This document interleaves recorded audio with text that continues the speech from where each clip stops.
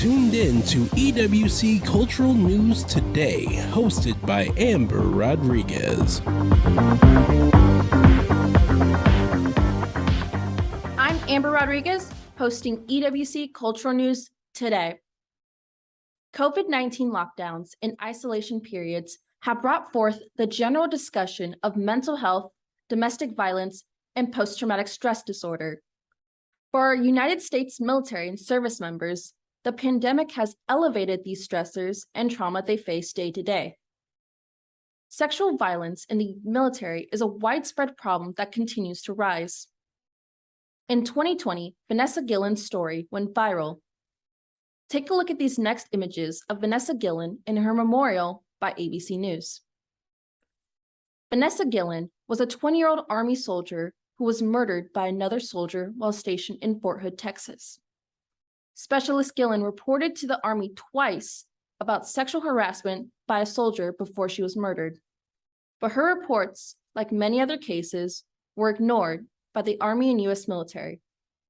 Today, her story is still fresh and represents the big picture of how sexual violence in the military is still an issue that needs to be addressed. An article by AP News stated, reports of sexual assaults across the U.S. military jumped by 13% last year, driven by significant increases in the Army and the Navy as bases began to move out of pandemic restrictions and public venues reopened.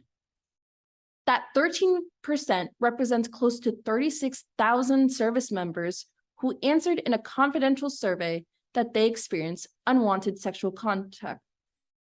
That 13% represents close to 36,000 service members who answered in a confidential survey that they experienced unwanted sexual contact.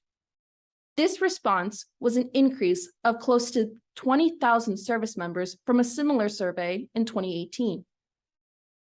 The issue of sexual violence in the U.S. military runs deeper and younger in age, even in high school programs. Back in July, the New York Times reported in the last 5 years, at least 33 JROTC instructors have been criminally charged with sexual misconduct in students. Many other reports have been made about other JROTC instructors, but they were never charged.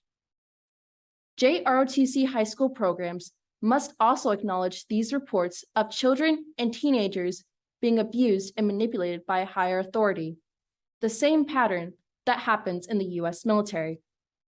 The Department of Air Force is acknowledging this matter and implementing a pilot program to centralize and simplify advocacy, response, and support services at 7 bases. Offutt Air Force Base here in Nebraska was one of the 7 bases that was chosen based on the population's diversity, expressed interest from the Major Command, and the ability to execute the co-location approach. The goal is for survivors to get help in a quicker, easier, and timely manner, all in one location.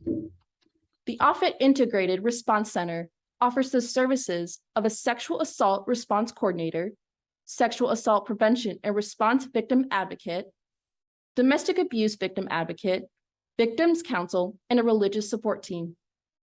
Every soldier should receive care in their service. No teenager interested in the military should feel uncomfortable by a high authority abusing their power. Vanessa Guillen's story and these unfortunate statistics reflect the changes that need to happen in policies, programs, and beyond. I'm Amber Rodriguez, your host for EWC Cultural News Today, and this is sexual violence in the U.S. military. You've been listening to EWC Cultural News Today, hosted by Amber Rodriguez. If you'd like to make suggestions, email us at ewcfacts@gmail.com. That's ewcfacts@gmail.com. This has been an EWC Communication production.